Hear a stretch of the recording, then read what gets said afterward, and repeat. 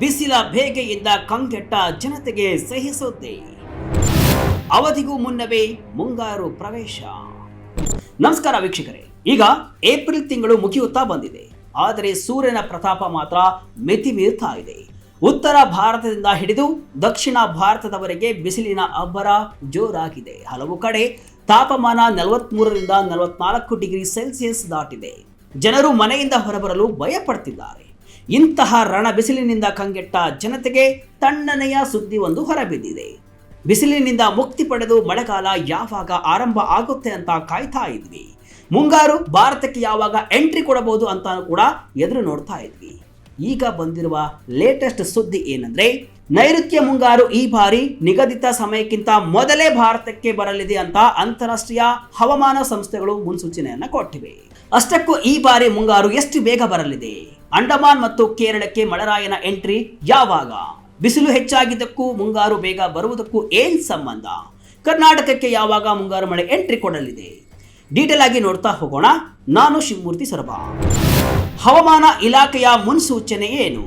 S ವೀಕ್ಷಕರೇ, ಭಾರತೀಯ ಹವಾಮಾನ ಇಲಾಖೆ ಮತ್ತು European centre for medium range weather forecast ನೀಡಿರುವಂತಹ ಅಂಕಿ ಅಂಶಗಳು ಈಗ ರೈತರಲ್ಲಿ ಮತ್ತು ಜನಸಾಮಾನ್ಯರಲ್ಲಿ ಹೊಸ ಭರವಸೆಯನ್ನ ಮೂಡಿಸಿದೆ. ಸಾಮಾನ್ಯವಾಗಿ ಜೂನ್ ಮೊದಲ ವಾರದಲ್ಲಿ ಕೇರಳಕ್ಕೆ ಮುಂಗಾರು ಪ್ರವೇಶವನ್ನ ಮಾಡುತ್ತೆ. ಆದರೆ ಈ ಬಾರಿ ಪರಿಸ್ಥಿತಿ ವಿಭಿನ್ನವಾಗಿದೆ. ನಾವು ಕಳೆದ ವರ್ಷ ಅಂದ್ರೆ 2025ರ ಇತಿಹಾಸವನ್ನ ಒಮ್ಮೆ ನೋಡಿದ್ರೆ ಮುಂಗಾರು ಮೇ 27ರ ಸುಮಾರಿಗೆ ಬರಬಹುದು ಅಂತ ಅಂದಾಜಿಸಲಾಗಿತ್ತು. ಆದರೆ ಅಚ್ಚರಿಯ ರೀತಿಯಲ್ಲಿ ಮುಂಗಾರು ಅದಕ್ಕಿಂತ ಮೊದಲೇ ಕೇರಳ ಕರಾವಳಿಯನ್ನ ಅಪ್ಪಳಿಸಿತ್ತು. ಕರ್ನಾಟಕಕ್ಕೂ ಕೂಡ ಅವಧಿಗೂ ಮುನ್ನವೇ ಮುಂಗಾರು ಪ್ರವೇಶ ಮಾಡಿ ಭರ್ಜರಿ ಮಳೆಯಾಗಿತ್ತು. ಅದೇ ರೀತಿ ಈ ವರ್ಷವೂ ಸಹ ಮುಂಗಾರು ಮಾರುತಗಳು ಅತ್ಯಂತ ವೇಗವಾಗಿ ಭಾರತದತ್ತ ಮುನ್ನುಗ್ಗುತ್ತಿವೆ. ಬನ್ನಿ ಹಂತ ಹಂತವಾಗಿ ಈ ಬಾರಿಯ ಮಳೆಯ ರೋಡ್ ಮ್ಯಾಪ್ ಹೇಗಿದೆ, ಯಾವಾಗ ಎಂಟ್ರಿ ಆಗುತ್ತೆ ಎಲ್ಲವನ್ನು ಕೂಡ ಡೀಟೇಲ್ ಆಗಿ ನೋಡ್ತಾ ಹೋಗೋಣ. ಮೇ 18-25ಕ್ಕೆ Andaman gateway open. Andaman ಸಮುದ್ರದಲ್ಲಿ ಮುಂಗಾರಿನ ಆರ್ಭಟ. ವೀಕ್ಷಕರೇ, ಭಾರತಕ್ಕೆ ಮುಂಗಾರು ಬರಬೇಕಾದ್ರೆ ಮೊದಲು ಅದು ಅಂಡಮಾನ್ ಮತ್ತು ನಿಕೋಬಾರ್ ದ್ವೀಪಗಳನ್ನ ದಾಟಬೇಕು. ಲೇಟೆಸ್ಟ್ ಹವಾಮಾನ ಚಾರ್ಟ್ಗಳ ಪ್ರಕಾರ ಮೇ 18ರಿಂದ ಮೇ 25ರ ಅವಧಿಯಲ್ಲಿ ಮುಂಗಾರು ಮಾರುತಗಳು ಅಂಡಮಾನ್ ದ್ವೀಪಗಳನ್ನ ಪ್ರವೇಶವನ್ನ ಮಾಡಲಿವೆ.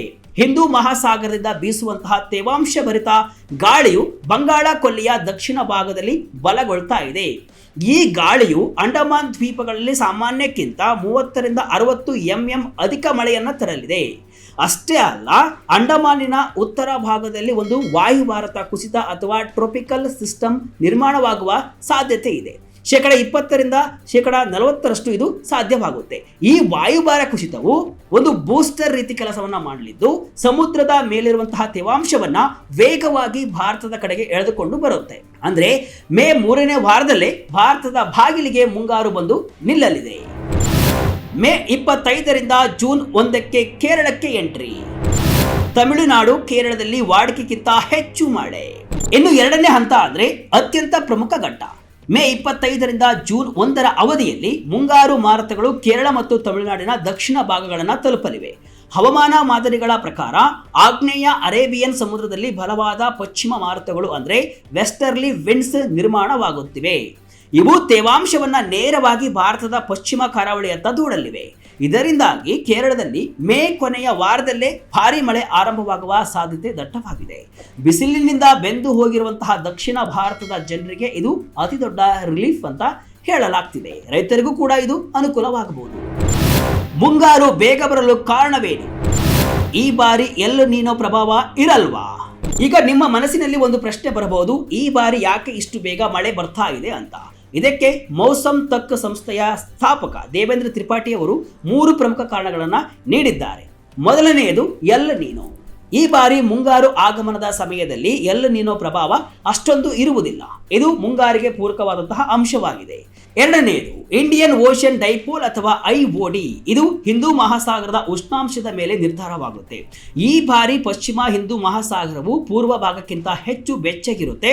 ಇದನ್ನ ಪಾಸಿಟಿವ್ IOD ಅಂತ ಹೇಳಲಾಗುತ್ತೆ.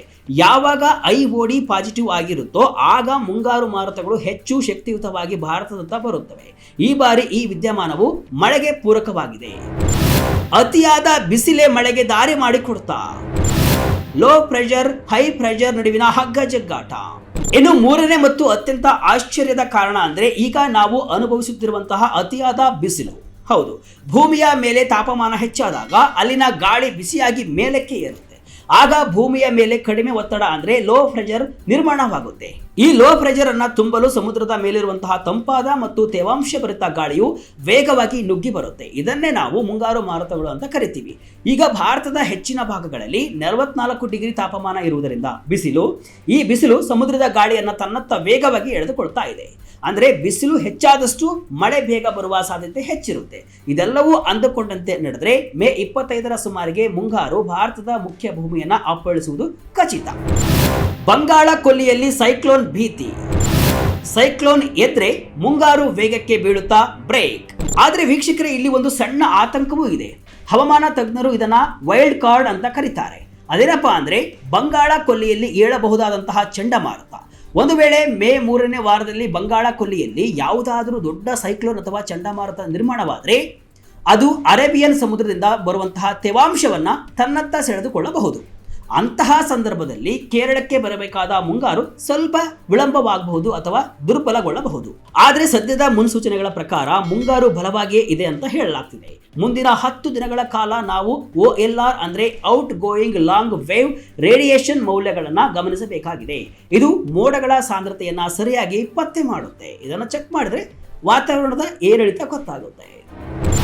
ಕರ್ನಾಟಕದ ರೈತರಿಗೆ ಮುಂಗಾರು ಗುಡ್ ನ್ಯೂಸ್. ಬಿತ್ತನೆಗೆ ಸಜ್ಜಾಗುತ್ತಿರುವ ಮಲೆನಾಡು ಕರಾವಳಿ.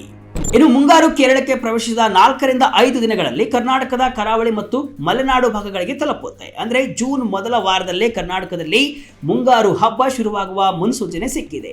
ಈಗಾಗಲೇ ರಾಜ್ಯದಲ್ಲಿ ಅಲ್ಲಲ್ಲಿ ಅಕಾಲಿಕ ಮಳೆ ಕೂಡ ಆಗ್ತಾ ಇದೆ. ಇದು ಭೂಮಿಯನ್ನ ತಂಪು ಮಾಡಿದೆ. ಮುಂಗಾರು ಬೇಗ ಬಂದ್ರೆ ಕೆರೆ ಕಟ್ಟೆಗಳು ಬೇಗ ತುಂಬಲಿವೆ ಮತ್ತು ಕುಡಿಯುವ ನೀರಿನ ಸಮಸ್ಯೆಗೂ ಕೂಡ ಮುಕ್ತಿ ಸಿಗಲಿದೆ.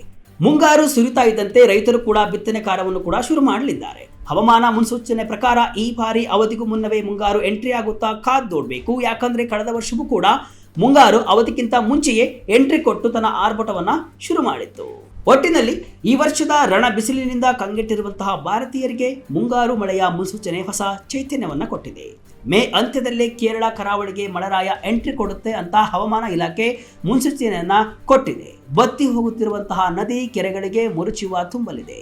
ಎಲ್ ನಿನೋ ಪ್ರಭಾವ ಇಲ್ಲದಿರುವುದು ಕೂಡ ಮತ್ತು ಪಾಸಿಟಿವ್ IOD ವಿದ್ಯಮಾನಗಳು ಕೂಡ ಈ ಬಾರಿಯ ಮುಂಗಾರು ಮಳೆಯನ್ನ ಮತ್ತಷ್ಟು ಬಲಪಡಿಸಲಿವೆ. ಇದು ಕೇವಲ ರೈತರಿಗಷ್ಟೇ ಅಲ್ಲ, ಕುಡಿಯುವ ನೀರಿನ ಸಮಸ್ಯೆಯಿಂದ ಬಳಲುತ್ತಿರುವಂತಹ ನಗರವಾಸಿಗಳಿಗೂ ಹಳ್ಳಿಗಳಿಗೂ ಕೂಡ ದೊಡ್ಡ ನೆಮ್ಮದಿಯನ್ನ ತರಲಿದೆ. ಪ್ರಕೃತಿಯ ಅನಿರೀಕ್ಷಿತ ಬದಲಾವಣೆಗಳ ನಡುವೆಯೂ ಸದ್ಯದ ಹವಾಮಾನದ ಸಂಕೇತಗಳು ಸೂಚನೆಗಳು ಸುಭಿಕ್ಷವಾದ ಮಳೆಗಾಲದ ಭರವಸೆಯನ್ನ ನೀಡುತ್ತಿವೆ. ಈ ಬಾರಿ ಸೂಪರ್ ಎಲ್ ನಿನೋ ಭೀತಿ ನಡುವೆಯೂ ಕೂಡ ಅವಧಿಗೂ ಮುನ್ನವೇ ಮುಂಗಾರು ಪ್ರವೇಶ ಒಂದು ರೀತಿ ಖುಷಿಯನ್ನ ಕೊಟ್ಟಿದೆ. ಈ ಬಾರಿ ಮುಂಗಾರು ಮಳೆಯ ಅಬ್ಬರ ಹೇಗಿರಲಿದೆ ಎಂಬುದನ್ನು ಕೂಡ ಕಾದ್ ನೋಡಬೇಕಾಗಿದೆ. ಇದಿಷ್ಟು ಇವತ್ತಿನ ವಿಶೇಷ. ಇದೇ ರೀತಿಯ ಹಲವು ವಿಶ್ಲೇಷಣೆ ಮಾಹಿತಿ ಅಷ್ಟೇ ಅಲ್ಲ, ಮನೋರಂಜನೆಯ ವಿಡಿಯೋಗಳಿಗಾಗಿ ವಿಜಯ ಕರ್ನಾಟಕ ವೆಬ್ಸೈಟ್, ಫೇಸ್ಬುಕ್ ಹಾಗೂ ಯೂಟ್ಯೂಬ್ ಪೇಜ್ ಅನ್ನು ಫಾಲೋ ಮಾಡಿ. ಧನ್ಯವಾದಗಳು.